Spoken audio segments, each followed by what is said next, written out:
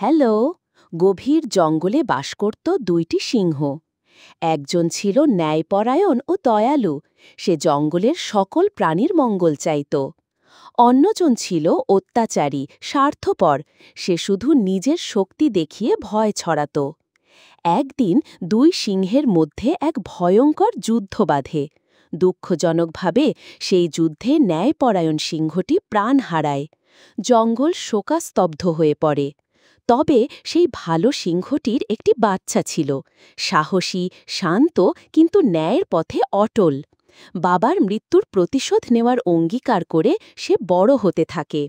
শেষমেশ একদিন সে শক্তিশালী হয়ে খারাপ সিংহটির বিরুদ্ধে যুদ্ধ করে। দীর্ঘ ও কঠিন লড়াইয়ের পর সে অন্যায়কারী সিংহটিকে পরাজিত করে। জঙ্গলের সব প্রাণী তাকে সিংহাসনে বসায়।